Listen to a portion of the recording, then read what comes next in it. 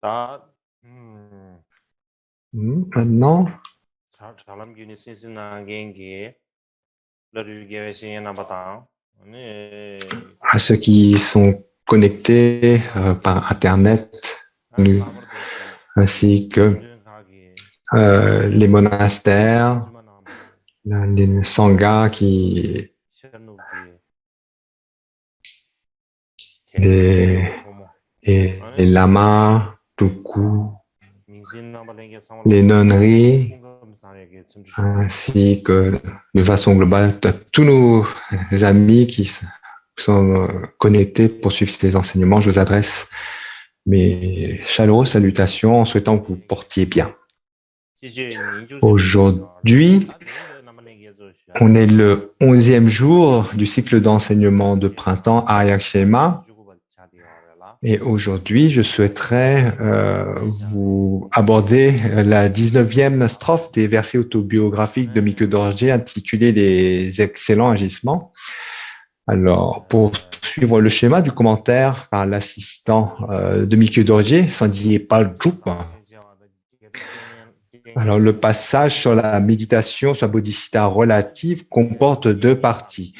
La première, c'est s'échanger soi contre autrui pendant la méditation, et la deuxième, c'est prendre l'adversité comme chemin après la méditation. Et dans cette deuxième partie, il y a 10 sous-thèmes, donc intégrer le chemin pendant la post-méditation, et on est arrivé au 8e de ces 10 sous-thèmes.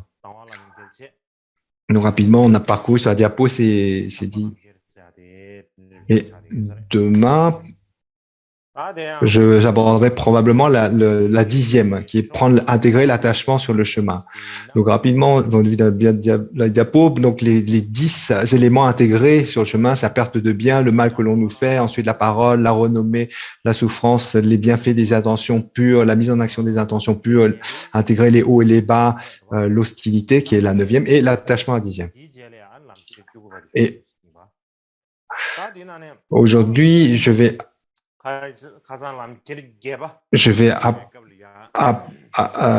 donc terminer la suite de la session d'avant.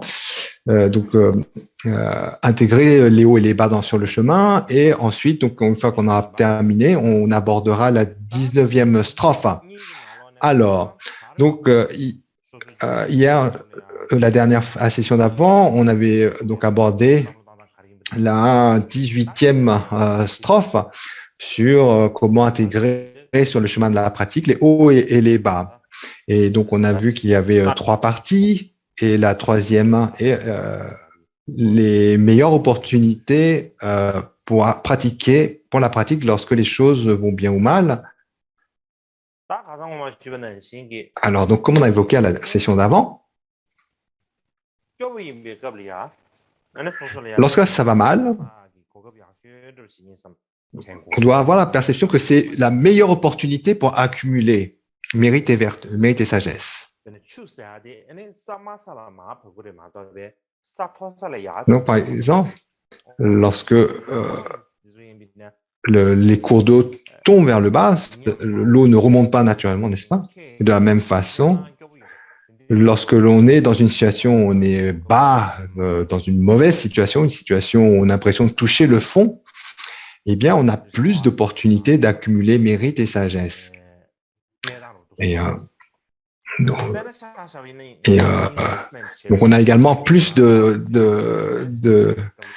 et également, lorsqu'on fait des recherches, pardon, lorsqu'on va investir, donc, donc on commence par investir dans des choses qui ne coûtent pas très cher, et qui, par la suite, lorsque ça marche bien, donc vont prendre une valeur exponentielle. Et c'est comme ça qu'on fait du profit, n'est-ce pas? Et, et aussi, par exemple, l'argent électronique comme les bitcoins, n'est-ce pas? Mais au début, donc c'est vraiment très bon marché. Et puis maintenant, donc ça a pris beaucoup de valeur. et ceux qui ont fait du profit, donc ceux qui ont investi lorsque ça n'avait pas de valeur, peu de valeur. Et, et là également, nous, lorsque l'on est dans des situations où on souffre mentalement, physiquement, eh bien, à cause de cette souffrance, eh bien, on a vraiment une opportunité exceptionnelle de pouvoir améliorer ses pratiques. Par exemple, lorsqu'on médite Chenrezi et qu'on récite notamment son mantra, Mani, Om Mani Padme Hum, donc on peut réciter ce mantra lorsque les choses vont bien, comme on peut le réciter lorsque les choses ne vont pas bien. Eh bien, l'expérience est très différente dans les deux situations, n'est-ce pas? Lorsque on est dans une situation où justement on a l'impression de toucher le fond, où tout va mal, en fait, il y a vraiment un sentiment de détresse qui est plus intense, qui nous touche plus dans le cœur. Et par conséquent, la façon dont on va réciter les mantras, la façon dont on va adresser nos prières, on va se connecter à Chenrezi, eh bien, elle est différente du fait de simplement faire ces mêmes prières lorsqu'on a l'impression que tout va bien et que tout marche bien pour nous et qu'on n'a pas l'impression d'avoir des problèmes. Et donc, c'est pour cette raison. Si on est dans des situations où on est oppressé par la souffrance, mais qu'on parvient à continuer à pratiquer, eh bien, cela peut vraiment améliorer notre pratique, bien plus qu'à l'ordinaire, comme un oiseau qui parvient à prendre son envol. Et donc, je pense que c'est important pour nous d'être capable d'avoir cette perception. Par exemple, si on a mal à la tête ou mal au ventre, on a du mal à être concentré, on a du mal à réfléchir, n'est-ce pas? Et même réciter mantra, c'est pénible. C'est ce qui arrive. Des fois même, on n'est pas capable de faire ça. Mais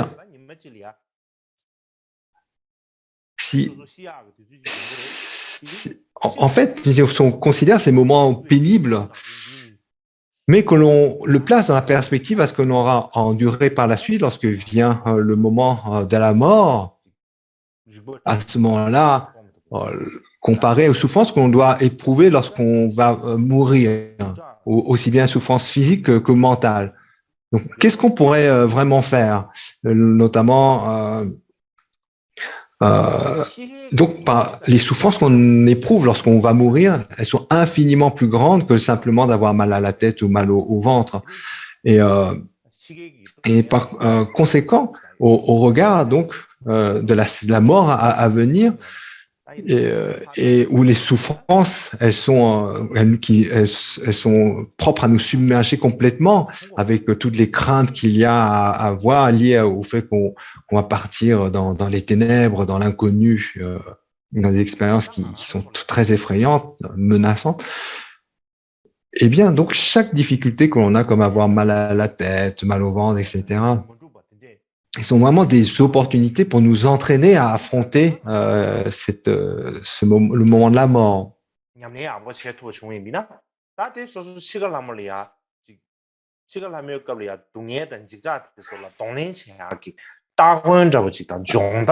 Ainsi, donc lorsque l'on rencontre la souffrance dans la vie de tous les jours, qu'elle soit physique ou mentale en fait, c'est très bénéfique de les percevoir comme des préparations, un entraînement pour affronter donc la grande souffrance qu'est la mort. Et lorsqu'on est capable de reconnaître les choses ainsi, eh bien, on considère toutes ces épreuves de la vie de tous les jours comme des entraînements, comme des occasions pour entraîner notre esprit, d'améliorer notre pratique. Et comme j'ai dit à la session d'avant, l'amélioration de notre pratique, elle naît au milieu de nos tourments et de nos souffrances. C'est à travers les nombreux événements de notre vie qui sont comme des ouragans ou des tornades. Notre pensée peut devenir, au travers de ces tempêtes de la vie, elles peuvent devenir notre esprit, notre pensée peut devenir plus large, plus claire et également plus concentré sur le long terme.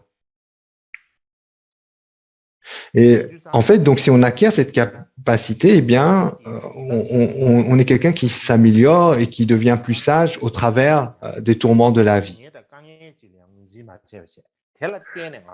Ainsi, peu importe le nombre de difficultés qu'on peut rencontrer dans la vie, toutes les tuiles qui peuvent nous tomber dessus, ce qui est important, c'est comment on peut apprendre de ces expressions, comment on peut entraîner notre esprit à chaque fois que cela nous arrive.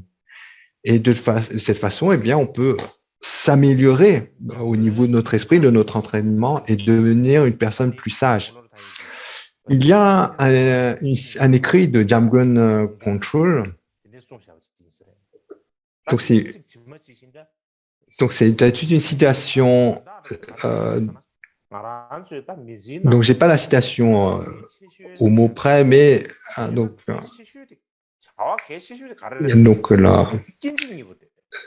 Donc, dans ces écrits, il y a donc ce passage où on dit globalement les deux événements les plus importants de notre vie, la naissance et la mort, ne peuvent être négociés ni débattus.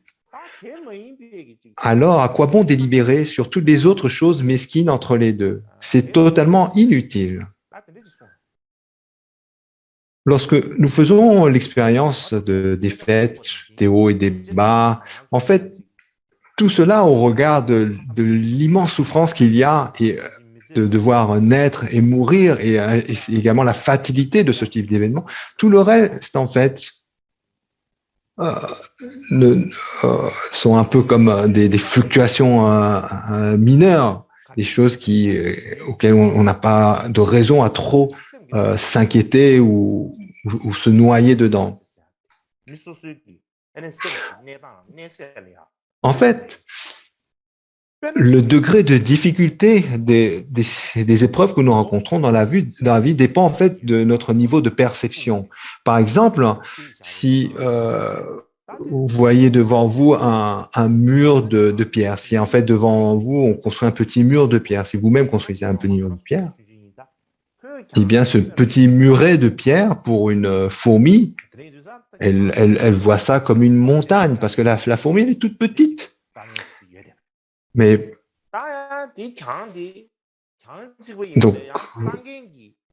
donc, par exemple, si vous êtes une fourmi, ce petit muret de pierre, c'est comme une montagne. Si vous voulez traverser ce muret de pierre, c'est comme traverser une montagne. Mais en revanche, pour un chien qui verrait ce même muret de pierre, en fait, il a juste à prendre un peu d'énergie sur lui et hop, en sautant et avec un peu d'effort, il traverse ce muret de pierre. Il ne voit pas ça aussi difficile que de traverser une montagne. Et ainsi, on a dans la vie beaucoup de hauts et des bas, n'est-ce pas? Parfois, les choses se passent bien, des fois, on est dans la difficulté. Et certaines personnes, en fait, lorsqu'ils rencontrent des bas, et puis ils perdent leur espoir, et ils deviennent désespérés, c'est comme si ça devenait insurmontable, et qu'ils sont prêts à abandonner dès qu'il y a une difficulté. Mais d'autres personnes voient ces difficultés comme le muret du chien. C'est des difficultés, certes, mais elles se sentent confiantes qu'elles peuvent aller au-delà de ces difficultés. Et par conséquent, ces personnes ne les considèrent pas ces obstacles comme tels, mais même, en fait, parfois, comme un escalier de pierre qui leur permet de progresser.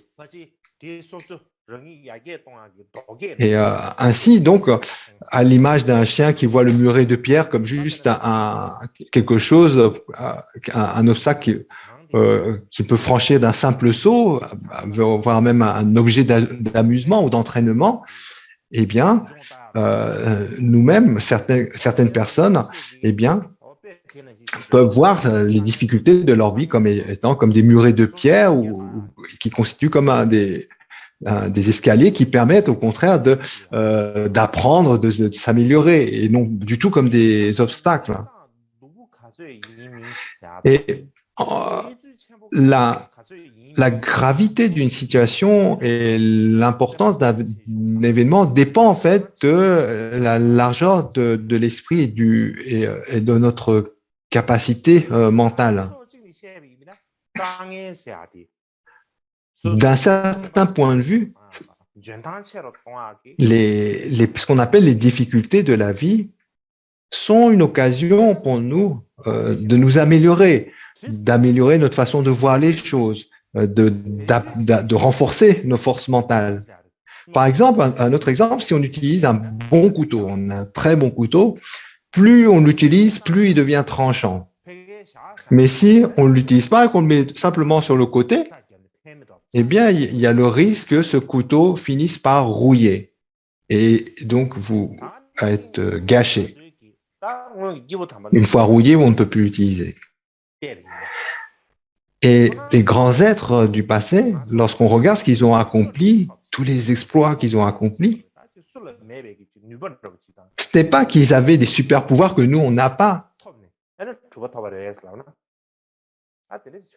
En fait, ce n'est pas comme ça. Ce n'est pas comme ça qu'ils ont accompli de grandes réalisations, ces êtres humains. C'est pas parce qu'ils avaient des super pouvoirs. En fait, ce qui caractérisait leur accomplissement, c'est que ils faisaient fi de toutes les difficultés. Les difficultés ne parvenaient pas à les assommer. Ils pouvaient toujours se relever. Et à la fin, gagner la victoire sur tous les démons et les obstacles et atteindre ainsi la réalisation. C'est ce qui fait en fait la grande différence, la différence marquante entre les grands êtres du passé et les êtres ordinaires. De cette différence marquante, c'est la capacité à pouvoir faire front aux obstacles que l'on rencontre dans la vie.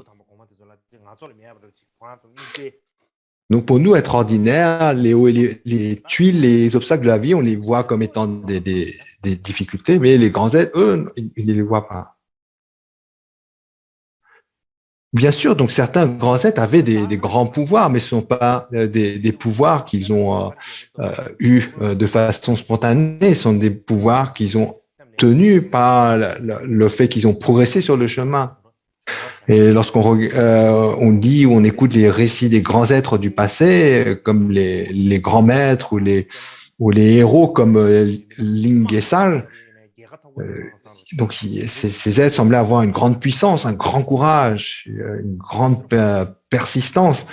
Et peu importe le nombre de batailles qu'ils ont dû mener, ils ont toujours gagné. Et on voit toujours ces grands êtres ou ces héros comme étant des gens très courageux, ayant une grande force. Mais comment cela s'est produit, toutes ces victoires, ces combats?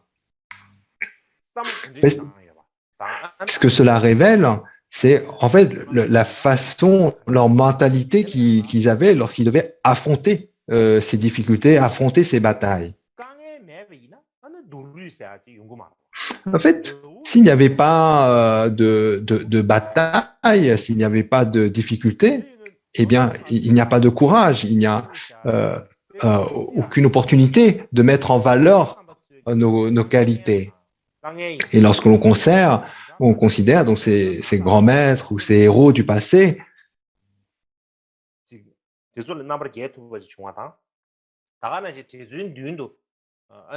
donc leur qualité, en fait, elle devenait visible parce que grâce au fait qu'ils aient dû affronter ces épreuves, qu'ils aient dû batailler. En fait, on considère les grands êtres et les héros du passé comme étant incroyables, hein, parce qu'ils ont triomphé de tellement de difficultés, des ennemis, des démons, etc. Et ils ne se sont jamais découragés. C'est ça le trait de caractère de ces grands êtres. Ils n'ont jamais baissé la tête lorsqu'ils ont rencontré des difficultés. Ils n'ont jamais essayé de s'en accommoder. Pour ces êtres, les mots comme procrastination ou dépression ne faisaient pas partie de leur vocabulaire. Et encore moins le fait de éviter ou d'être compatible, chercher compatibilité avec les obstacles, quelles que soient les épreuves ou les dangers, eh bien, ces grands êtres du passé fonçaient tout droit dessus. Et ils étaient capables, en fait, de faire un facteur d'obtention de résultats positifs. C'est ce qui distingue, en fait, les gens ordinaires, les grands êtres du passé des gens ordinaires. Et c'est aussi quelque chose qui est la signature des différentes incarnations du karmapa. Certaines personnes pourraient penser qu'il est impossible qu'un karmapa ait du malheur. En fait, la réalité n'est pas comme ça. C'est même le contraire. À part dans un monde pur, un champ pur comme Dwatien Sukhavati, un monde comme le champ pur de grande félicité, qui est Sukhavati, en dehors de tel champ pur, il n'y a nulle part dans le monde un endroit où il n'y a pas de souffrance et de difficulté. Où dans le monde pensez-vous qu'il puisse exister un endroit sans souffrance et sans difficulté? Et en particulier, si quelqu'un pense pouvoir répandre le dharma dans le monde, il se heurte à d'innombrables obstacles provenant des démons même et des agresseurs, tous ceux qui s'en sentent menacés par le fait que leurs principes sont remis en cause. Et les difficultés arrivent alors comme la pluie. Ainsi, lorsque vous diffusez le dharma dans le monde, vous devez faire face à plusieurs centaines de dangers et de souffrances. C'est parce que donc tout de suite, vous trouvez comme sur un champ de bataille entouré de milliers d'ennemis. On vous attaque de partout. Vous devez donc surmonter votre propre peur et faire ce que vous pouvez pour vous en sortir. Par exemple, si on va dans un champ de bataille, justement, et qu'on est entouré de soldats ennemis, à ce moment-là, vous n'avez plus de choix que de surmonter votre peur et vous en sortir. Vous n'avez pas d'autre choix que de vous comporter ainsi. On a besoin, on doit prendre son courage à deux mains et puis foncer dans une direction pour se frayer un chemin et se sortir de cette situation. Et par exemple, si on est, comme on dit en anglais, être submergé par les obstacles, les démons. Et c'est pourquoi, en fait, on dit, on appelle les bodhisattvas, on appelle des héros. En fait, dans le terme bodhisattva, on peut être compris comme étant des héros de l'éveil, ou les héros ou les guerriers de l'éveil. Il y a cette connotation dans le mot bodhisattva. Et cette connotation, elle vient du fait qu'il faut beaucoup de courage pour pouvoir surmonter les démons et les obstacles qu'il y a lorsque l'on cherche à atteindre l'éveil. S'il n'y avait pas de difficultés, pas d'obstacles, le courage ne serait pas nécessaire. Et aussi, les épreuves que chacun des karmapas a rencontrées étaient toutes de degrés, de formes et de directions différentes. J'en parlerai à l'avenir si l'occasion se présente. Quoi qu'il en soit, lorsque nous lisons les histoires de libération, les récits de libération des précédents karmapas, nous constatons qu'ils ont enduré des épreuves et des pertes pour nous laisser en cadeau la lumière et comme des trésors de joyaux. Ils ont laissé à leurs disciples tout ce qu'il y avait de meilleur et pris sur eux toutes les difficultés. Ainsi, habituellement, donc, dans notre façon de parler, on a un dicton du genre « plus vos compétences sont grandes, plus votre responsabilité est grande, plus la responsabilité est grande, plus la pression est grande ». C'est une façon de parler, n'est-ce pas? Les différentes incarnations du karmapa savaient à quel point leur responsabilité était grande.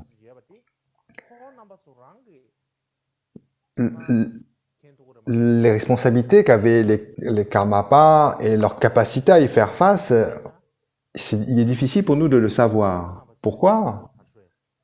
Nous-mêmes,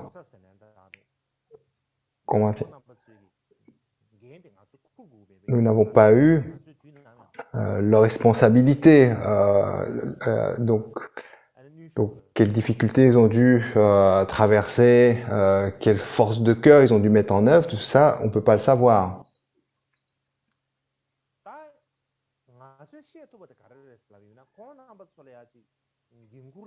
Néanmoins, qu'est-ce que l'on peut savoir?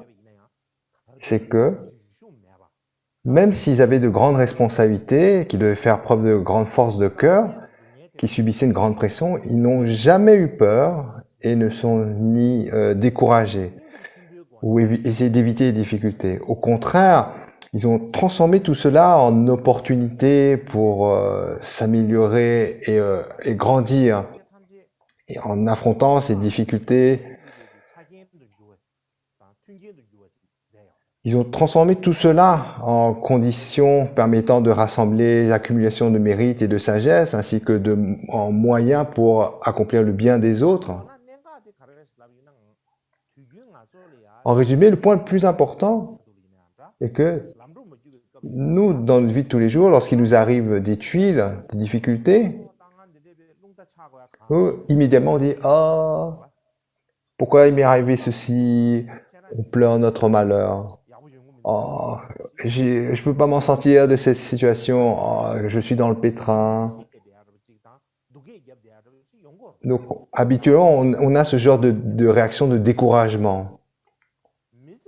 Mais et cela n'a pas raison d'être.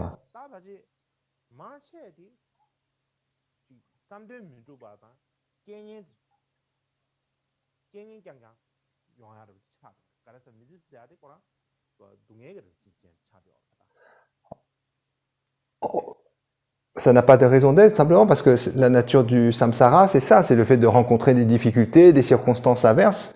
La vie de tous les jours, elle est par nature comme cela.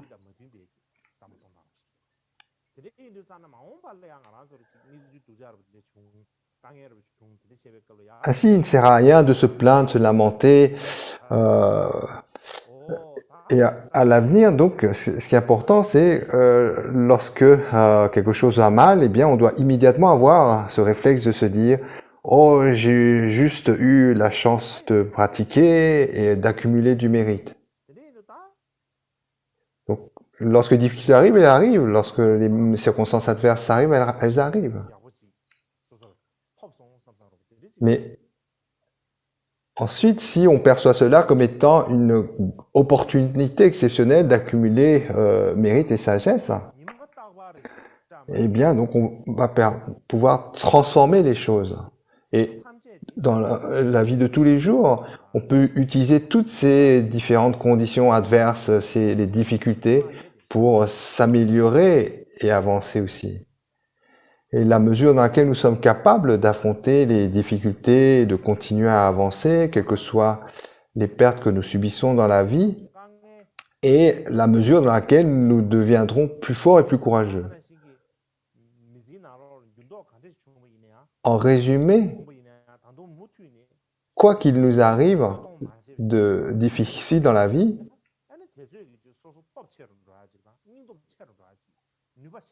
le fait de ne pas se décourager et au contraire continuer de l'avant, savoir continuer de l'avant, avancer. Donc c'est important pour nous. Ainsi de ne pas se décourager ou faire preuve de paresse, mais au contraire d'avoir la force de cœur d'avancer. Eh bien, avec cette attitude-là, il ne peut y avoir d'obstacle sur notre pratique des enseignements.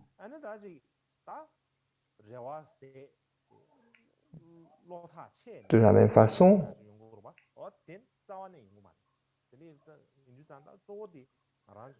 donc si on a cette capacité de voir ainsi, de faire face à tous les obstacles en les voyant comme des opportunités de pratique, comme étant des bonnes choses, et bien donc on ne peut plus être détourné par notre détermination à avancer sur le chemin spirituel. Nous allons continuer. Ensuite vient l'intégration de l'hostilité sur le chemin. Donc c'est la 19e strophe, le 19e des excellents agissements, qui se dit ainsi « Bien que cela me fût insupportable, envers ces êtres en souffrance, nul mépris en les voyant comme mauvais ne naquit en moi. Comprenant le caractère propre des défauts inhérents au voile, cela me fut encore plus insupportable, je considère cela comme un de mes excellents agissements. » À ce sujet, on peut citer dans les excellentes explications des Sakyas, donc il y a une citation qui est « Les êtres exaltés subissent plus de dommages par leur suite que par leurs ennemis. Mis à part les parasites dans son corps, quelle autre bête pourrait manger un lion ?» Concernant les grands êtres, les grands maîtres comme Mikyo Dorje, en fait, ceux qui ont leur causé plus de tort n'étaient pas des ennemis extérieurs, mais leur propre entourage, ceux qui étaient proches d'eux. Donc, de la même façon qui est dit dans cette citation, c'est comme à l'image d'un lion qu'aucun animal n'oserait affronter. Et donc, seuls en fait les parasites qui habitent le corps du lion peuvent en fait le nuire. Et donc, de la même façon, donc pour les grands maîtres aussi, donc lion parmi les hommes, l'image est comparable. Et le Bouddha Shakyamuni lui-même a prophétisé que à l'avenir, donc ces enseignements n'allaient pas décliner à cause d'ennemis extérieurs, mais qu'ils déclineraient par les bouddhistes eux-mêmes, par ceux qui prétendent détenir ces enseignements. Donc en fait, en faisant cette prophétie, que voulait dire le Bouddha Shakyamuni? Il disait que à l'avenir, mes enseignements, en fait, ce sont ceux qui prétendront détenir ces enseignements, ceux qui prétendent être bouddhistes, ceux qui prétendraient être moines, eh bien, entre eux vont se disputer, entrer en conflit, par exemple en disant « Oh, moi j'ai la vue correcte, toi tu n'as pas raison », et le fait que des conflits ainsi s'entretiennent à l'intérieur de la communauté bouddhiste même, eh bien c'est cela qui causera l'effondrement des enseignements.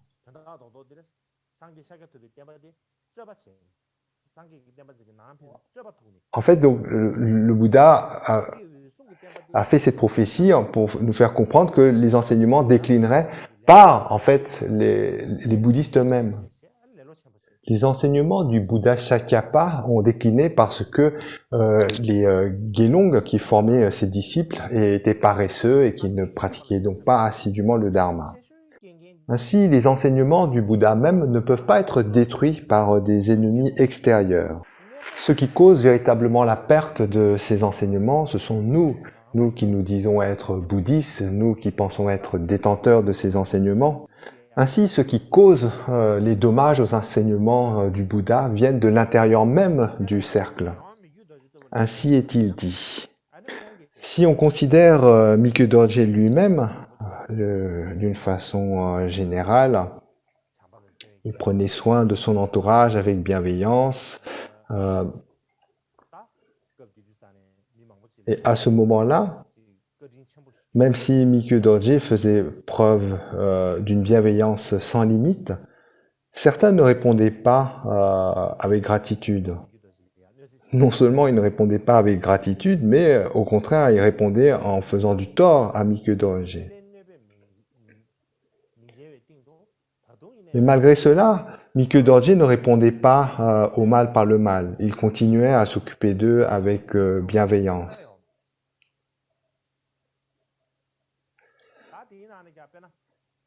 Ces personnes étaient plus nombreuses qu'on ne peut l'imaginer. Et par exemple, il s'est occupé de certaines personnes en leur fournissant tout ce dont ils avaient besoin sur le plan matériel, mais également sur le plan des enseignements spirituels. Et au final, certaines de ces personnes disaient « Oh, Mikyo Dorje, il n'a rien fait de gentil pour nous » et elles crachaient ainsi du ressentiment et des désagréments envers lui, ses assistants et sa suite. Mais donc ensuite, ne parlons pas des gens ordinaires. Donc des gens ordinaires peuvent se conduire ainsi. Mais dans le cercle de Mikyo Dorje, il y avait même des gens qui étaient érudits, ceux qui portaient des titres de geisha. Et donc à eux, Mikio Dorje leur a fait des cadeaux matériels sans réserve, leur a apporté les enseignements que ces érudits souhaitaient. Mais plus tard, ces personnes, parce que Mikio Dorje n'avait pas répondu à leurs attentes, eh bien, ces érudits accablaient, réprimandaient Mikio Dorje violemment en disant « Le Karmapa ne m'a pas traité avec compassion, alors je vais aller à tel ou tel endroit pour faire un travail d'érudit. Je vais vraiment faire un travail d'érudit. Et un jour, on verra bien. Je deviendrai un érudit célèbre. Vous verrez. » Et ainsi, donc, beaucoup d'érudits ont claqué la porte au Karmapa de cette façon.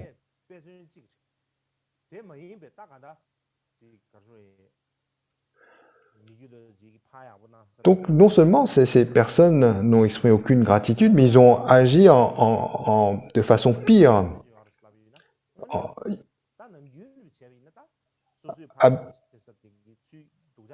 Habituellement, lorsque nous, on agit avec bienveillance envers une personne et qu'au retour, elle nous réponde avec hostilité, ça nous touche au moral, n'est-ce pas? Ça nous blesse.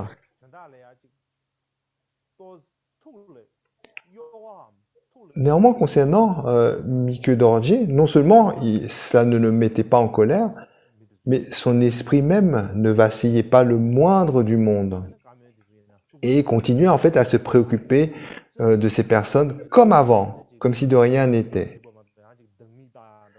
Et il avait des conversations détendues et continuait à percevoir tous ces êtres avec bienveillance. Il leur donnait tout ce qui était approprié pour ceux qui restaient encore autour de lui. Et en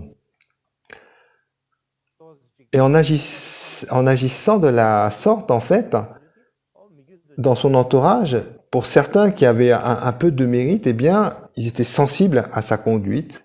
Et du coup, en fait, pour ces personnes, ils devenaient réceptifs aux authentiques renseignements du Bouddha. Ensuite, il y avait aussi autour de Mikio Dorje des gens qui n'avaient pas assez de mérite.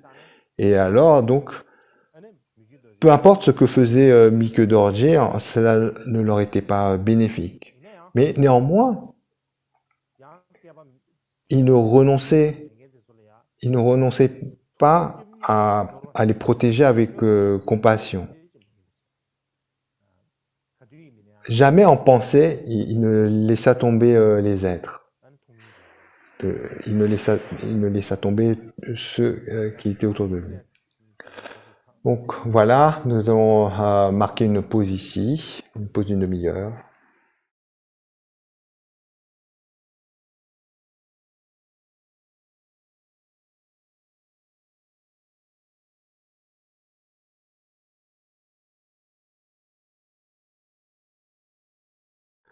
Bien, là-dessus, on en a beaucoup dit. En résumé, Karmapa Mikio Dorje, envers ceux qui lui causaient du tort, il répondait avec bienveillance, leur apportait bienfait. Il considérait ses ennemis comme des amis. Il n'avait pas de parti pris pour une quelconque école. Il ne gardait rien par avarice. C'était quelqu'un de généreux. Et puis aussi, vis-à-vis de ceux qui lui apportaient de l'aide, des offrandes, il n'avait pas d'attachement. Et à l'opposé, ceux qui lui causaient du tort, il ne montrait aucune aversion. Et à cause de cela, certaines personnes disaient « Oh, Mikio Dorje, il est imprévisible. Il est facilement influençable. » Donc, comment dire? Donc il y a une expression habituelle, un peu péjorative. pour dire qu'il était toujours changeant d'avis, comme une girouette. Et au final, peu importe ce que faisait Mikio Dorje, il y avait toujours des gens pour dire qu'il était trop extrême, pour le mettre au banc de la société. Beaucoup venaient voir Mikio Dorje avec un esprit très étroit, avec ou alors avec beaucoup d'ambition personnelle.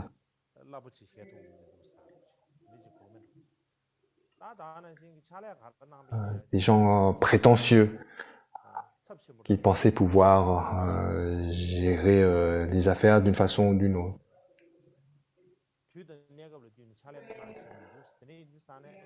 Et donc c'est pour ces personnes considéraient Mikio Dorje comme étant un grand maître spirituel.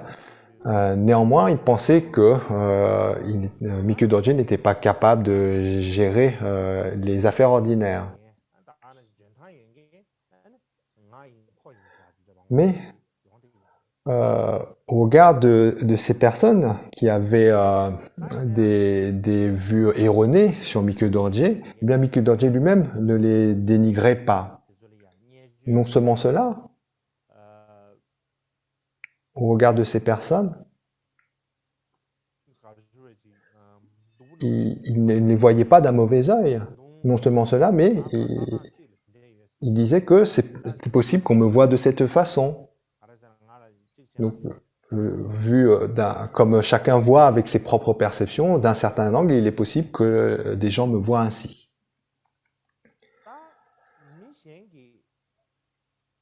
Alors, toutes ces personnes qui causaient du tort à Mikio Dorje,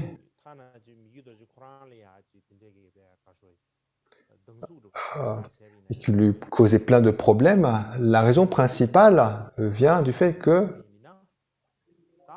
parmi les êtres ordinaires, donc les êtres ordinaires ont toujours beaucoup d'attentes personnelles. Et lorsque ceux qui rencontraient Mikio Dorje, avec toutes leurs attentes, toutes leurs ambitions, voyaient leur attente non comblée, eh bien, ils exprimaient leur frustration d'une façon ou d'une autre avec des propos déplacés, avec des actes nourris d'animosité. En fait, comment on sait cela? Eh bien, notamment grâce au Gelong Sandye Paljup, qui était l'assistant même de Mikio Dorje et qui par cela avait le privilège de pouvoir assister aux entretiens privés que Mikio Dorje accordait à ses étudiants et à ses proches. Et donc il pouvait voir à quel point donc certains se comportaient mal en la présence même de Mikio Dorje. Et il pouvait voir donc de lui-même que Mikio Dorje ne s'offusquait pas de ses mauvaises manières. Et Mikio Dorje lui-même, en fait, lorsque son assistant l'interrogeait à ce sujet, il répondait en disant que il ne cultivait pas de grands espoirs vis-à-vis des êtres ordinaires. Et notamment, à partir du moment où ce sont des êtres ordinaires, eh bien, ils ne peuvent pas aller au-delà de leur nature d'être ordinaires. Et que, par conséquent, d'une façon générale, comme cela est enseigné dans le Bodhicharyavatara, les êtres au comportement rebelle sont innombrables. Ainsi, donc, les gens qui ont des mauvais comportements, qui agissent mal, sont très nombreux dans le monde ordinaire. Et par conséquent, le Mikio Dorje n'avait pas de mauvaises pensées vis-à-vis d'eux, comme c'est exprimé notamment dans les souhaits de Maitreya. Dans les souhaits de Maitreya, on dit que les Bouddhas n'ont pas de mépris vis-à-vis des êtres aux actions négatives. Donc également, donc comme c'est enseigné dans les Écritures, lorsque les êtres sont sous l'emprise de leur propre obscurcissement, leur voile, leur karma passé. Donc, et, euh, et que même dans ces situations, parce que les êtres sont dans une situation d'affliction telle qu'ils accomplissent des choses horribles, eh bien, même au regard des Bouddhas et des grands bodhisattvas, en fait, cela ne les affecte pas. En fait, tant que les êtres ordinaires n'ont pas abandonné leur propre karma et leurs afflictions, eh bien, donc, ils ne peuvent que se comporter comme des êtres ordinaires et qu'il n'y a donc pas il n'y a pas d'attente autre à avoir. Et donc, lorsque, au regard de Miku Dorje, même lorsque il montrait beaucoup de bienveillance vis-à-vis des gens qu'il rencontrait, mais que certains, en retour, non seulement ne montraient pas de gratitude, mais encore répondaient avec de façon à chercher à le nuire. En fait, Miku Dorje n'en était pas affecté. En fait, personnellement, au contraire, il éprouvait encore plus de compassion. Il considérait toujours avec compassion. Alors, sur cette diapo, on voit un résumé, les points principaux de cette 19e strophe. Donc, lorsque les gens nous font du tort, donc comment est-ce qu'on doit les voir? Donc, comment on doit réagir? Comment intégrer le fait que les gens nous nuisent? Alors, si on y pense par rapport à ce qu'on appelle les 8 dharmas mondains, donc en termes des 8 dharmas mondains, donc c'est le premier point de la diapo, là où il y a un point. Donc, il y a tout d'abord le premier qui concerne les biens que l'on ne peut pas s'approprier ou que l'on perd. Donc, le premier point, alors, par exemple,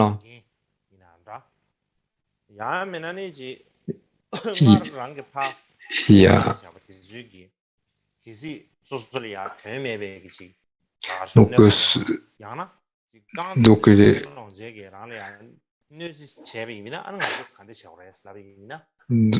donc le deuxième, donc premier point porte sur les possessions qu'on n'obtient pas ou que l'on perd. Ensuite, la deuxième, c'est qui nous nuisent par rapport à la parole. Et notamment, donc, lorsque on se comporte de façon bienveillante vis-à-vis d'une personne et qu'en retour, elle nous nuise, à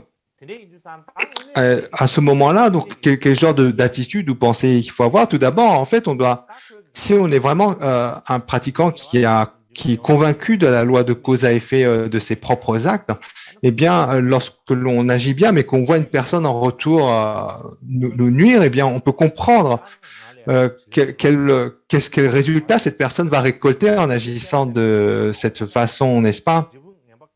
Donc, si quelqu'un agit bien envers nous, mais que donc malgré le fait qu'on apporte le bien à une autre personne, si cette personne répond négativement vis-à-vis de nous, si on a une bonne compréhension de la compréhension de loi de cause à effet de propres actes, on comprend que cette personne qui réagit de cette façon, eh bien, elle accumule un mauvais karma. En fait, c'est sa propre souffrance à venir. Et par conséquent, au lieu d'être en colère envers cette personne, au contraire, on devrait se sentir empli de compassion, parce que nous, on a donc cette confiance, cette conviction que ce qu'on récolte est le fruit de nos propres actes. Mais cette personne qui agit de façon nuisible, c'est parce qu'elle ne comprend pas quel fruit elle va récolter du fait d'agir d'une façon aussi nuisible, simplement parce qu'elle est dans une ignorance des choses et qu'elle est complètement emportée tourmenté par ces afflictions, ces perturbations négatives. Et donc, c'est une personne qui n'a pas véritablement de contrôle de ses actes, hein, qui ne voit pas la portée, la conséquence qu'il y a pour elle-même de ses actes. Et par conséquent, donc, dans cette perspective, au lieu de se sentir en colère vis-à-vis de cette personne, au contraire, on devrait vraiment éprouver plus de compassion, éprouver une grande compassion. Et aussi, d'un autre point de vue, lorsque quelqu'un nous cause du tort, donc la plupart du temps, lorsque quelqu'un nous cause du tort, on éprouve de la colère. Donc, et par cette colère, on a une souffrance mentale. Donc, si oh, cette personne, elle m'a insulté, elle a mis la faute sur moi, elle m'a nui de telle façon ou de telle façon. Et c'est parce qu'on a cette perception, eh bien, on est en colère, on a du ressentiment.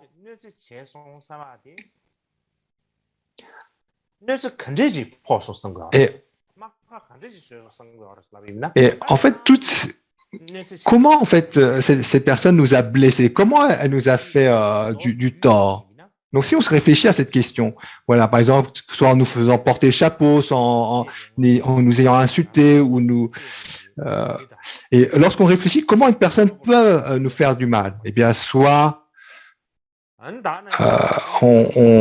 soit en nous faisant perdre une chose auquel on s'attache, soit en exposant ouvertement nos propres défauts, soit en provoquant une souffrance physique ou mentale, et ou alors par le fait de nous mépriser et nous insulter. Donc voilà 4 façons de nous blesser.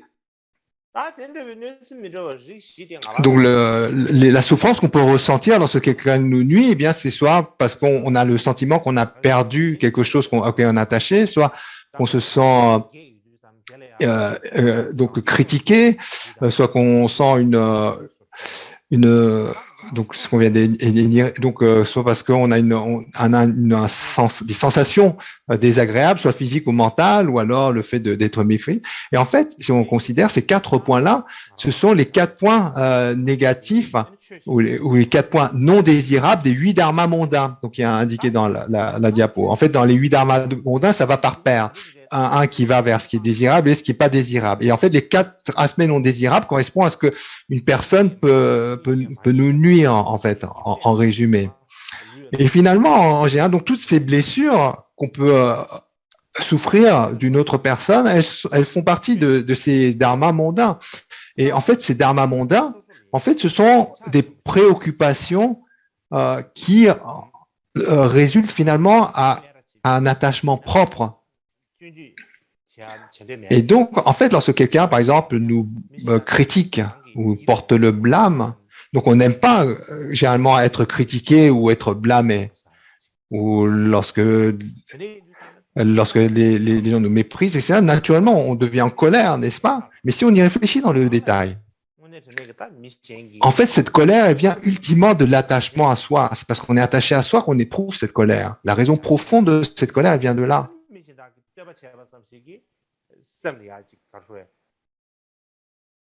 En fait, si dans notre cœur, on pense que les gens nous blâment ou nous louent, c'est pas si ça n'a aucune importance, on n'éprouverait pas de tels sentiments. Si on n'avait pas une préoccupation de notre image, par exemple, tout ce que les gens peuvent nous dire ne vont pas produire une souffrance particulière. Mais si on éprouve une colère, eh bien cette colère, elle est aussi, par exemple, lorsqu'on nous critique ou nous insulte, cette colère, elle est autant plus intense que, en fait, l'attachement à notre image est forte. Donc, dans les 8 dharmas mondains, si on considère les aspects négatifs, le premier, c'est le fait de perdre quelque chose auquel on s'attache. Par exemple, lorsqu'on est séparé de quelqu'un qu'on aime. Donc, le fait de perdre quelque chose auquel on est attaché, ou alors le fait de ne pas pouvoir obtenir une chose auquel on est attaché. Donc, soit la perdre ou ne pas l'obtenir. Donc, par exemple, si on pense que quelqu'un nous a pris quelque chose auquel on s'attache, par exemple qu'elle nous a volé ou escroqué, on a une souffrance mentale, vient de ce constat, une souffrance mentale, n'est-ce pas? Si on perd, par exemple, quelque chose de grande valeur, par exemple, on perd notre portefeuille avec beaucoup d'argent à l'intérieur, et au moment où on prend conscience de cette perte financière, si on considère que cette perte, c'est une pratique de la générosité, oh, si on a la capacité de penser comme ça, eh bien, donc c'est très bénéfique, n'est-ce pas? Pour quelle raison? En fait, la pratique de la générosité, c'est donner quelque chose que habituellement on ne peut pas donner, quelque chose qu'on ne donne pas de façon ordinaire. Parce que si ce n'est pas le cas, en fait, vous vous débarrassez simplement de quelque chose dont vous n'avez pas besoin.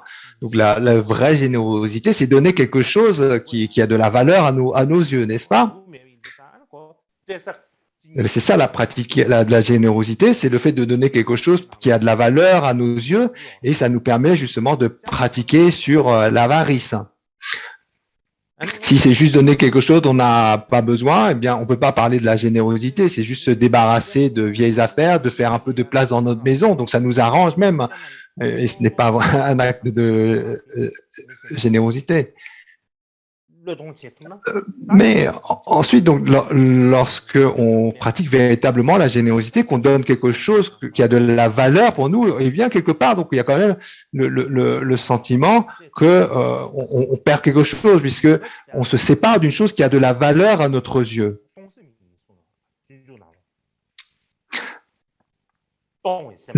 La générosité, à la base, c'est le souhait de donner comme le font les bodhisattvas, donner quelque chose qu'on considère comme étant valeureux. Donner au niveau du corps, de la parole, au niveau de l'esprit. Donc, les bodhisattvas, c'est comme ça qu'ils voient la pratique de la générosité. C'est le fait de donner de soi, corps, parole, esprit pour le bien des autres.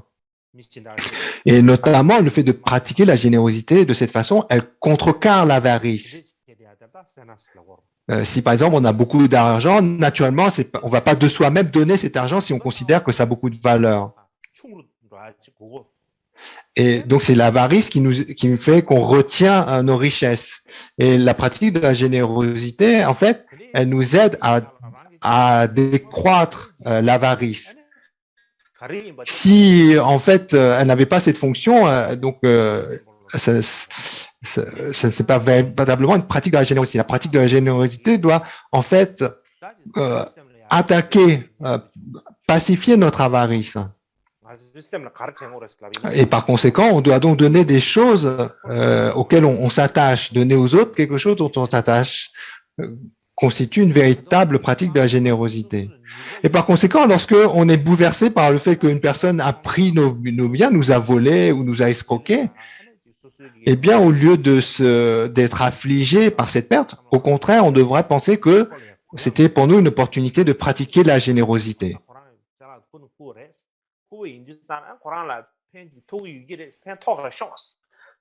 Donc, au contraire, au lieu d'avoir du ressentiment pour cette personne qui nous a escroqué ou qui nous a pris cette chose valeureuse, au contraire, on doit développer au minimum des pensées positives, donc ne pas avoir de la rancune, au contraire, et souhaiter que cette personne puisse tirer un profit de ce qu'elle a eu, comme si on faisait vraiment un acte de générosité, souhaiter qu'elle n'ait pas à souffrir d'un karma négatif, etc., et développer des pensées bienveillantes.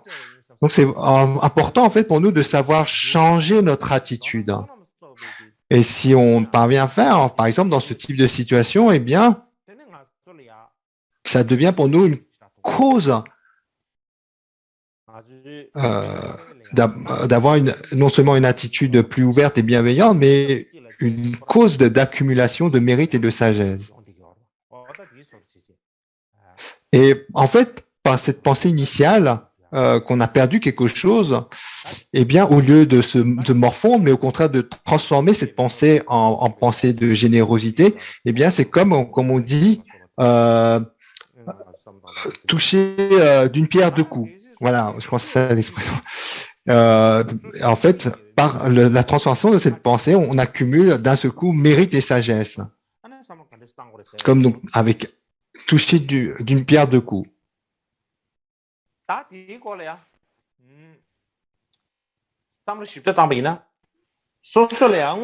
donc, si on y réfléchit soigneusement,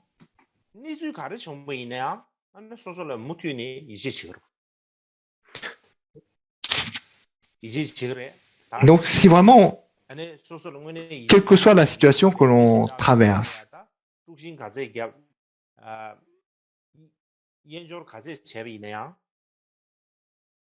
donc si on est vraiment dans donc dans cette si on a vraiment une profonde conviction, eh bien, donc même si cette personne essaye de nous détourner de nos convictions, c'est comme par exemple une mère bienveillante.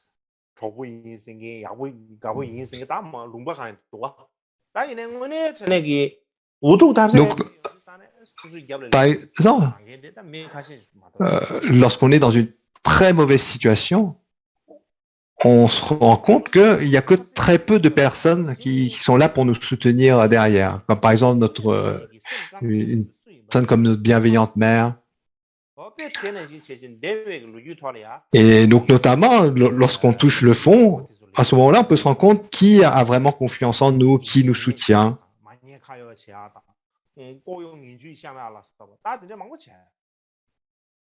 Autrement, donc tant que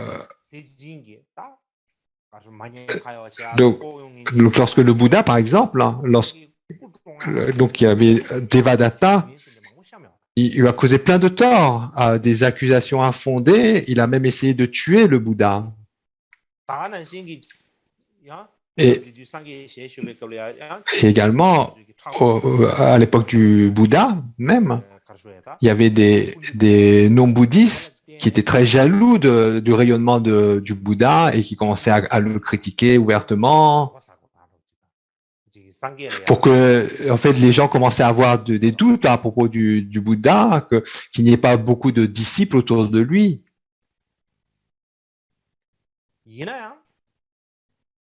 Néanmoins, les êtres saints, en fait, malgré donc toutes ces attaques, il n'en était pas affecté au fond d'eux. Il n'était pas affecté par le fait que certaines personnes les trahissent, leur cause du tort. Il n'en éprouvait pas le moindre sentiment au fond d'eux. Il n'y avait aucune intention de retourner le mal contre le mal. Au contraire, il continuait à méditer sur la compassion et la bienveillance. Ils avaient vraiment le sentiment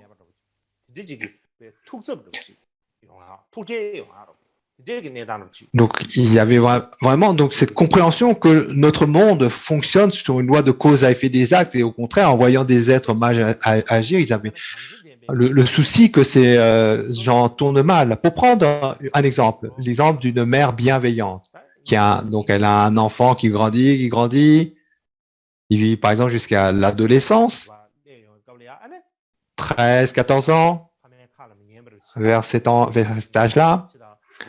Et là, il commence à être un peu, à vouloir vivre à faire cet âge-là, ça commence à vouloir faire tout par soi-même, et puis écouter ses parents, être un peu rebelle. Mais du point de vue de la mère qui adore son enfant, elle ne va pas réagir mal du fait qu'il commence à se rebeller, qu'il veut vouloir vivre sa vie. Elle ne va jamais rejeter son enfant ou éprouver du ressentiment parce qu'il commence à vouloir prendre ses marques et elle ne va même pas. Et même si l'enfant parfois va la blesser, elle ne va pas lui en tenir rancune. Et pour cette raison, Donc, par rapport à nous, s'il y a des gens qui nous critiquent, qui nous font du tort, donc on n'a pas en fait à être affligé, à se sentir attaqué comme ça. Et si au contraire, donc on comprend la situation et qu'on ne répond pas de façon hostile, et par le fait de pratiquer le dharma, eh bien, les gens changent d'une façon ou d'une autre. Donc il y a toujours cette possibilité que cette personne se rend compte que sa conduite était déplacée. Et donc les choses s'arrangent. Oui. Il y a beaucoup de raisons.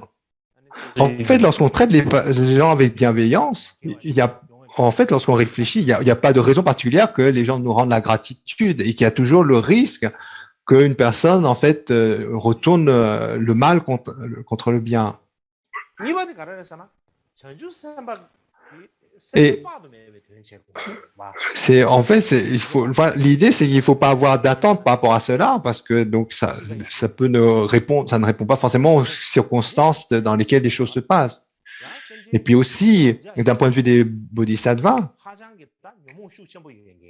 on a donc les bodhisattvas, vous savez, il y a le souhait d'accomplir le bien des êtres. C'est pas, on se suffit simplement d'accomplir le bien de ceux qui sont gentils, qui ont bien intention vis-à-vis de nous. Au contraire, ceux qui se comportent mal, qui ont l'esprit sauvage, on va pas s'occuper d'eux. Le bodhisattva, en fait, a vraiment l'aspiration d'aider tous les êtres parce qu'il les voit comme étant semblables. Et donc, par conséquent, lorsqu'on accomplit le bien des autres, on n'attend rien en retour en tant que bodhisattva. Et donc, il y a une histoire à ce sujet sur Shariputra. Alors, donc vous avez probablement entendu parler de cette histoire.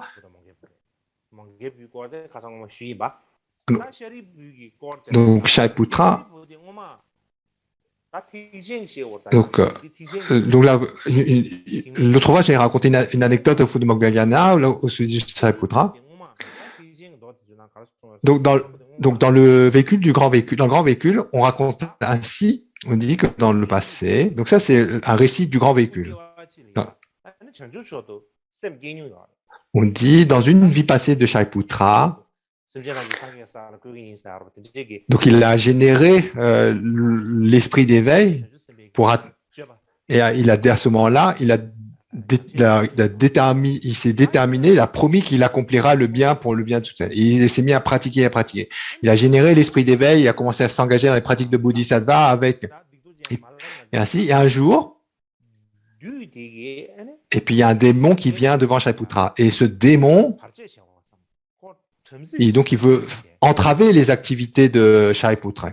Il dit, il faut que je contrecarre l'activité de Shariputra. Donc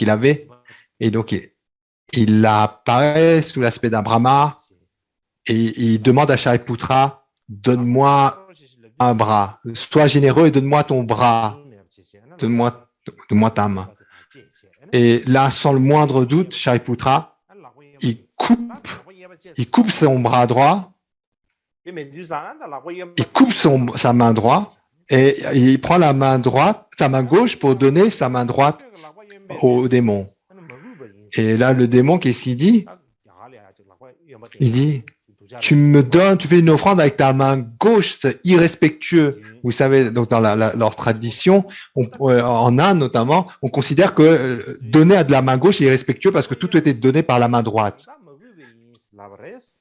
Et justement, en fait, Shariputra, lui, pensait, comme la main droite est considérée comme étant plus valeureuse, c'est pour ça qu'il a coupé la main droite pour la donner en offrande. Mais bien sûr, une fois que sa main droite est coupée, il ne pouvait plus que le donner de la main gauche.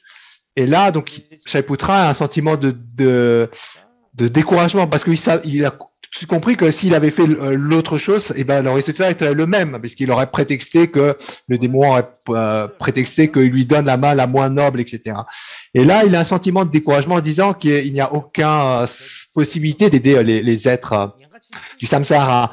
Mais bon, l'histoire est un peu longue, sans rentrer dans les détails, en résumé, mais le plus grand obstacle pour un bodhisattva, c'est d'attendre quelque chose en retour de ses actions.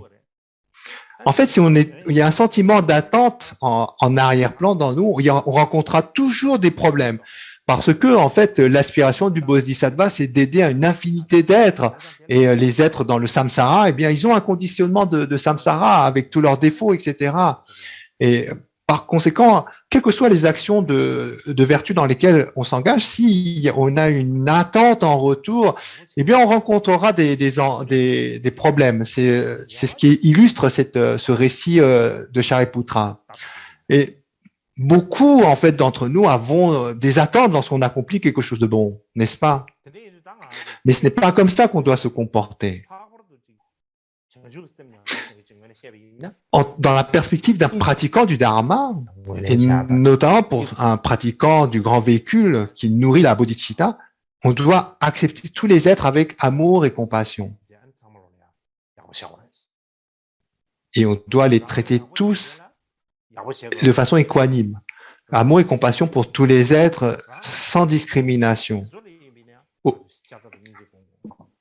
Pour tous les êtres, même si en retour, ils nous répondent avec gratitude, même si en retour, ils nous traitent de mauvaise façon. Et aussi, on doit aussi comprendre ce qui est en termes de... Et comprendre aussi en termes d'expérience des autres. Donc, lorsqu'une personne, par exemple, agit de façon inappropriée, on doit comprendre pourquoi elle agit de cette façon. Qu'est-ce qui trouble son cœur pour qu'elle agisse de telle façon. Donc, j'ai été de bonne volonté, j'ai essayé quelque chose pour l'aider. Et comment se fait-il je n'ai pas fait... donc, qu'est-ce qui fait que cette personne était tout dans le tourment à point de réagir de cette façon? Donc, comme à l'image en fait d'une mère bienveillante qui, malgré les humeurs de son enfant, eh bien, traite toujours son enfant avec la même bienveillance, le même amour. Eh bien, à cette image, nous-mêmes, en fait, on doit faire cet effort. Parce que si on ne fait pas cet effort, eh bien, extérieurement, on peut avoir l'apparence de quelqu'un qui est bienveillant, gentil, qui a de la compassion, de l'amour. Mais au fond de nous, ce n'est pas comme ça.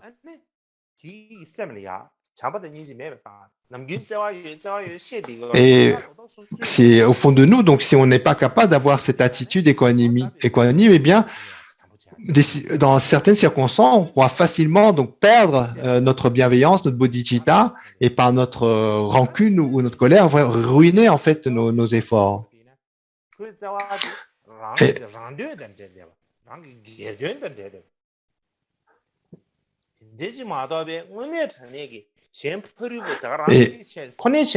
Donc, en fait, on peut voir. Oui, on doit aussi voir que c'est pas simple. Cette bienveillance, elle n'est pas là que seulement pour tourner vers les autres. Elle touche aussi notre propre bien, parce que en fait, lorsqu'on développe cette attitude, eh bien, on vainc nos démons que sont la rancune, la colère, etc. Notre attachement à soi, et par conséquent, donc c'est un entraînement qui est bénéfique pour nous-mêmes. Donc ensuite. Dans les 8 versets de l'entraînement à l'esprit de l'Henri Tangpa, donc on peut trouver ça dans l'entraînement à 8 points. Donc il dit donc il s'est dit lorsque quelqu'un nous nuit par jalousie ou me critique, etc., m'insulte, ou font toutes sortes de choses qui sont inappropriées en retour de mes actions de bienveillance, eh bien, donc, si enseigné, on dit, je donne la victoire aux autres et je prends sur moi la défaite.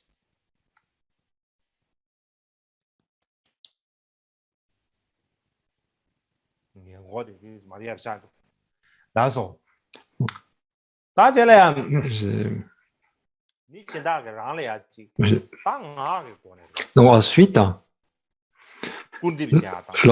lorsque les gens, par exemple, verbalement, nous insultent, nous critiquent, ou qui nous agressent de cette façon, qui nous agressent par la parole, ce que doit penser. Donc le fait que cette personne nous agresse de cette façon verbalement, eh bien, c'est qu'elle a donc vraiment un feu un feu de sentiments négatifs qui brûle son cœur, que ça soit de la haine ou de la jalousie. Donc il y a une forte affection négative qui fait qu'elle va oser agir de cette façon. Et si on peut penser, analyser un peu cette situation, eh bien en fait qu'elle agisse de cette façon vient de sa façon de penser, de sa confusion.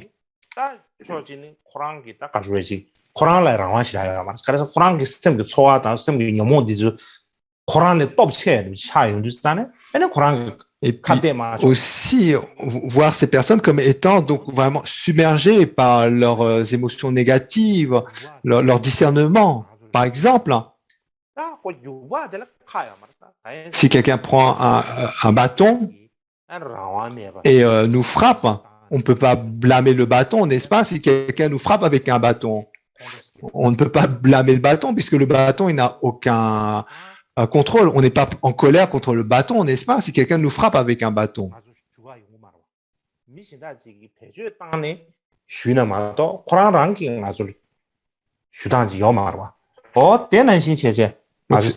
On n'éprouve pas une rancune vis-à-vis du bâton parce qu'on comprend que le bâton est entièrement manipulé par la personne qui nous frappe. Et ben là, pareil, on a cette même compréhension. La personne nous agresse, mais elle n'est pas libre de ses propres actions. Elle n'a pas le discernement et donc l'esprit assez clair pour agir autrement. Et donc, au lieu d'éprouver de la rancune vis-à-vis de cette personne, on comprend simplement qu'elle est comme le bâton hors de contrôle. Et ainsi, donc c'est toutes ces situations où on est agressé, par exemple verbalement, parce qu'une personne nous critique, nous dit des choses injustes, etc.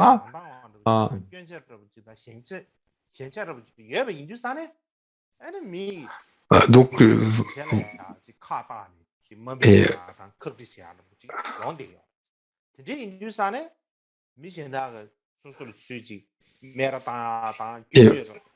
donc, par exemple, lorsque une personne nous critique ou nous insulte, eh bien, il convient d'utiliser ça comme une opportunité pour regarder son propre cœur. C'est une chose qui est très importante. Pourquoi c'est si important? C'est parce que habituellement, la plupart d'entre nous avons beaucoup de mal à reconnaître nos propres erreurs. Comme dans une situation qu'on a évoquée, une session auparavant, pour voir son visage, on a besoin d'un miroir. Pour voir les autres, on a besoin des yeux, mais pour voir son propre visage, on a besoin d'un miroir. Donc, on a les yeux pour voir les autres, mais pour voir son propre visage, on a besoin d'un miroir. Donc, sans miroir, impossible de pouvoir apprécier notre propre visage. Et de la même façon, nos propres erreurs.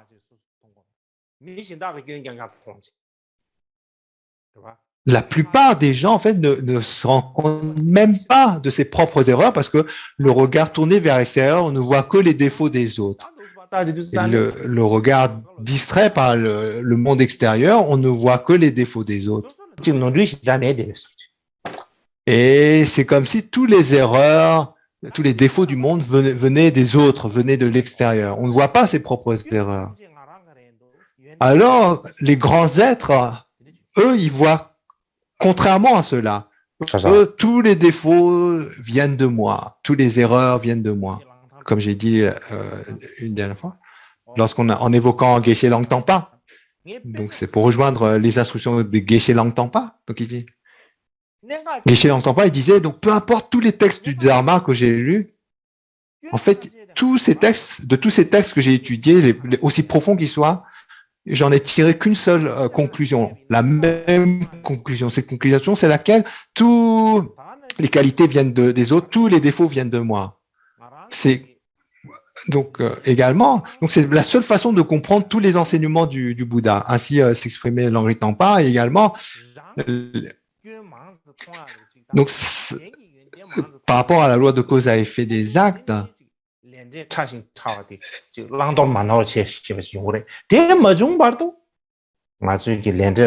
En fait, être donc comme l'enseignent les maîtres du passé, en fait, véritablement comprendre la loi de cause à effet des actes, pour vraiment parvenir à bien la comprendre, eh bien, on doit arriver à prendre conscience de ces défauts et commencer à travailler pour abandonner ces défauts. Ça, c'est vraiment la première étape pour bien comprendre la loi de cause à effet des actes. Si notre regard est toujours tourné vers l'extérieur en pensant que tous les fautes et tous les défauts viennent de l'extérieur, on ne peut pas véritablement avoir une compréhension de la loi de cause à effet de nos propres actes.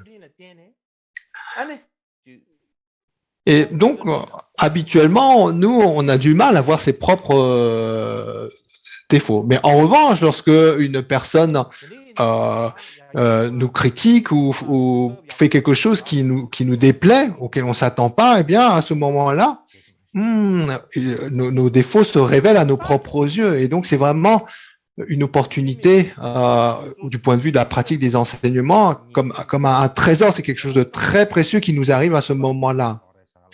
Donc, lorsqu'une personne nous accuse, quelle est raison ou quelle n'est pas raison, que l'on perçoit ça comme étant injuste ou pas injuste, à ce moment-là, on regarde notre propre cœur et voit en fait nous comment on ressent les choses, comment est notre attachement.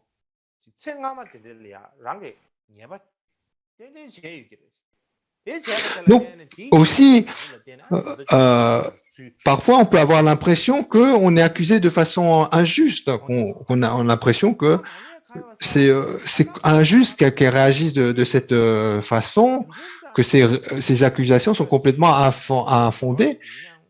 Mais même si on a cette impression au premier abord, eh bien, en tant que pratiquant du Dharma, on comprend que tout ce qui nous arrive n'est pas ne se produise comme ça de façon aléatoire. Si une personne vient nous accuser de façon injustement, c'est que même si dans cette vie cela paraît injuste, eh bien c'est le résultat de quelque chose qu'on a accompli de façon erronée dans une vie passée dont on n'a pas le souvenir.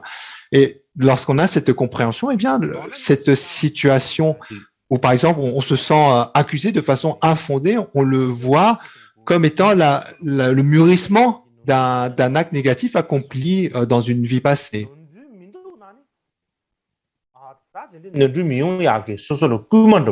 Et par conséquent, en fait, toutes ces situations qui, à l'ordinaire, nous paraissent inappropriées, on les voit comme étant des opportunités de purifier, de s'améliorer et donc le point est là, en fait, on doit vraiment dans notre démarche être humble, ne pas être une attitude d'arrogance. Au contraire, être humble et dans une attitude de quiétude, et de calme, de quiétude, et dans cet état de quiétude, donc avoir la faculté de s'analyser, la faculté d'introspection. Et si on arrive à se corriger ainsi, c'est très bien.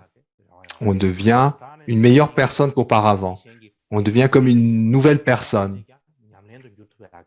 Et les gens, ainsi les gens qui nous critiquent, que ce soit de façon juste ou injuste, eh bien, cela devient pour nous une pratique de transformation. À ce niveau-là, je vais raconter une histoire.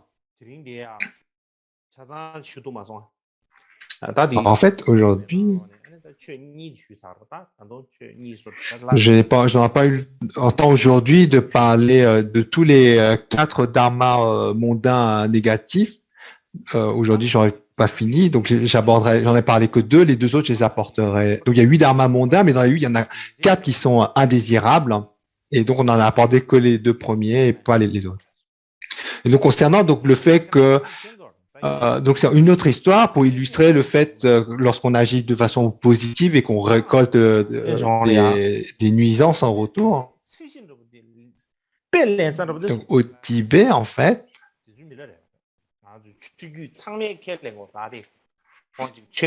donc au Tibet, le modèle du pratiquant, c'est Milarepa. Si on veut, au Tibet, on dit toujours ça. Si vous voulez être un pratiquant du Dharma authentique, vous devez être comme Milarepa. Milarepa, c'est le modèle du pratiquant authentique. Et donc, même pour Milarepa, un grand être comme Mahema, eh bien, il y a eu des gens qui lui ont causé du tort. Et notamment, lorsque Milarepa part en parinirvana, l'origine donc de ce départ vient du fait qu'une personne l'a empoisonné. Alors, d'où vient cet empoisonnement? En fait, il y a différentes récits. Mais généralement, donc, dans les récits de libération donc il y a un Geshe Tsarpora. Donc, c'est une sorte de Geshe Kadampa qui était jalousé et qui empoisonne Milarepa. Et après cela, ensuite, donc il y a différents récits. Tous les récits donc, dans un des récits, en fait, on parle.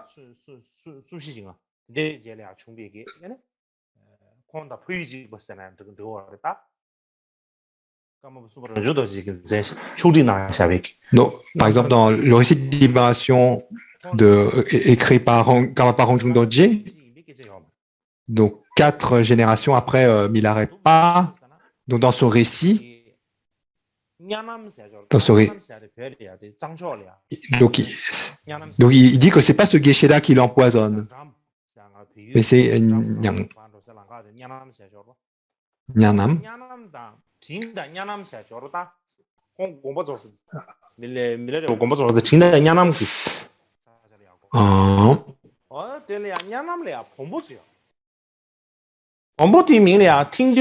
Alors, donc, Tingten Jongpa, donc c'est le nom d'un bompo, c'est un bompo, un chaman. Donc c'est un chaman. Donc il y va en faisant des rituels pour les gens malades, etc. Donc qui avaient des difficultés dans leur vie, et donc il les aidait en faisant des rituels chamaniques. Et donc lorsque Milarepa était dans sa région, à Nyanam, et dans cette région, donc il y avait une épidémie qui, au moment où Milarepa arrivait, donc c'était apaisé. Et puis donc ce chaman, il dit, s'il n'y a plus personne qui va avoir besoin de lui, il va moins avoir d'offrandes, etc. Il va plus avoir plus rien à faire. Et donc en fait, c'était par rapport à ses préoccupations personnelles, il en voulait à Milarepa. Et donc il a essayé à empoisonner Milarepa. Il y a de nombreuses reprises, il essaye d'empoisonner Milarepa, mais Milarepa à chaque fois refuse le poison. Mais en fait, donc qu'est-ce qu'il fait ce chaman? Eh bien, il engage une jolie fille. Oh, pardon, une fille qui a la lèpre. Donc, à l'époque, c'était vraiment une sorte de lèpre. Donc c'est une dame qui était comme lépreuse, et donc il lui dit, si tu donnes le poison à Milarepa, je te donne une turquoise. Et à l'époque, la turquoise au Tibet, c'était extrêmement précieux, ça valait comme de l'or. Et puis donc en fait, c'était comme de l'or à l'époque au Tibet. En fait, tous les échanges commerciaux de grande valeur se faisaient avec la turquoise. C'est considéré comme, au Tibet, c'était considéré comme de l'or. Et cette dame lépreuse, elle avait vraiment une vie horrible, elle était dans la misère, et donc dans sa misère, elle accepte ce deal avec le chaman. Donc le chaman demande à cette femme malade, léprosée, d'offrir un yaourt à Milarepa. Et bien sûr, le yaourt est empoisonné. Et donc, cette dame, elle amène le yaourt devant Milarepa. Et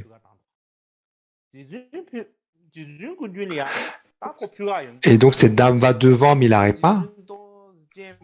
Et là, à ce moment-là, Milarepa, donc dans sa clarté, il voit avec toute sa clarté, il dit, oh, et il dit, il dit à cette femme, pour que tu puisses avoir la turquoise, je vais manger ce yaourt. Et il dit rien d'autre que ça. Il dit, pour que tu puisses avoir la turquoise, je vais manger ce yaourt. Et il mange tout le yaourt.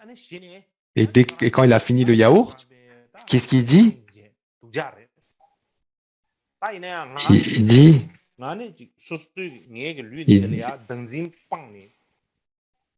Il dit, toi, toi, tu es il dit, enfin, moi, je suis un yogi et depuis longtemps, ça fait longtemps, j'ai abandonné l'attachement à mon corps. Et il dit donc ce genre d'action que tu as fait, eh bien donc c'est à l'ordinaire c'est un acte très négatif, c'est un acte très négatif. Mais comme je n'ai pas d'attachement à mon corps, que je suis un yogi, eh bien tu n'auras pas à récolter le fruit de cette action négative. Et il donne.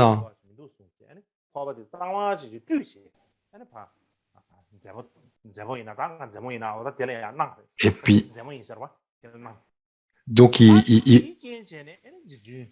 donc il donne à cette femme, donc elle devait problème atteint de lèpre, mais ou d'une maladie très semblable, vraiment horrible pour l'époque. Et donc il redonne le pot de yaourt vide. Et bien sûr, donc après, il devient malade. Et puis tous les étudiants de Milarepa deviennent très soucieux.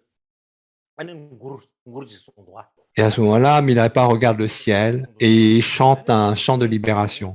Et le point principal de ce chant, le sens principal de ce chant, c'est donc tout.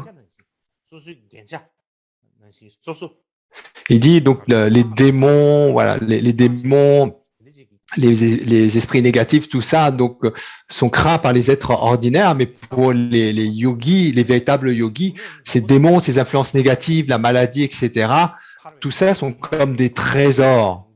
Donc c'est ce qu'il dit dans le chant, et il fait dans ces chants la prière que le chaman soit libre de ses afflictions et de son mauvais karma, mais également donc la femme.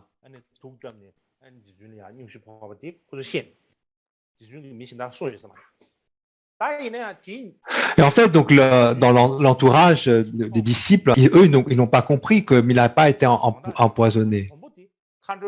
Mais la nuit après, voilà, la nuit après l'empoisonnement, en fait, le chaman, en fait, il a été puni par les Dakini, et donc sa punition a été qu'il en meurt.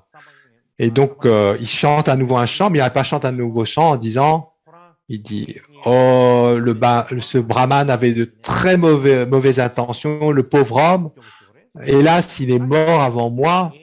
Et ça, c'est vraiment une situation terrible. Donc, Milarepa s'attristait du fait que ce chaman rencontre autant d'obstacles. Et il fait le souhait que par la suite, il ne puisse pas rencontrer d'obstacles et qu'il puisse récolter tous les mérites de Milarepa. Donc, il chante le souhait de pouvoir prendre tous les méfaits de ce chaman et qu'au contraire, le chaman n'est pas à rencontrer le fruit de ses actes négatifs, mais au contraire, jouir de toutes les vertus et les bienfaits de Milarepa même. Et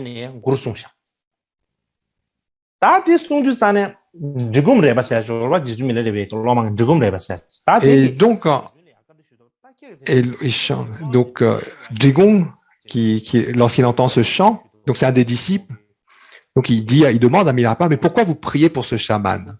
Donc c'est un des disciples proches de Milarepa. En fait, il n'avait pas encore fait le lien entre le fait que ce chaman avait empoisonné Milarepa. Et là, ce que dit Milarepa, il dit, c'est que dans le passé, ce chaman avait tué un lama. Et puisque dans une vie passée, il a tué un lama, eh bien, le fruit est qu'il allait devoir renaître dans les mondes inférieurs, dans les mondes infernaux.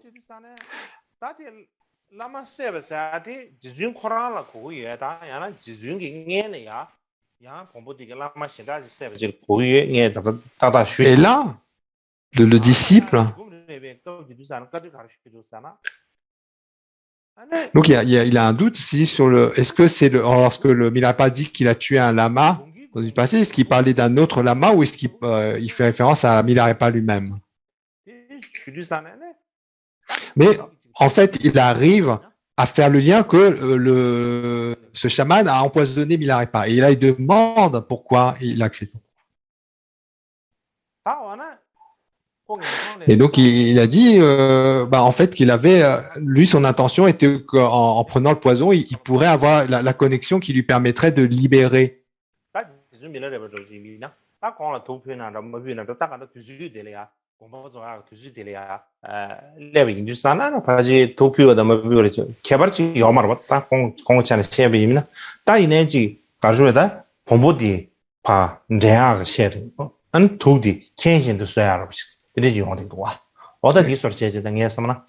En fait, le but, de Mirepa, c'était pour guider ce chaman qu'il a pris, qu'il a finalement accepté de prendre le poison. Il y voyait un moyen pour libérer. Et ici, le résumé, donc le sens de l'histoire, c'est que même lorsque quelqu'un nous cherche à nous nuire, eh bien, pour les pratiquants authentiques, eh bien, ils vont toujours continuer à chercher à aider cette personne, toujours dans la perspective d'un bienfait authentique, un bienfait ultime au mépris des bienfaits ou profits temporaires.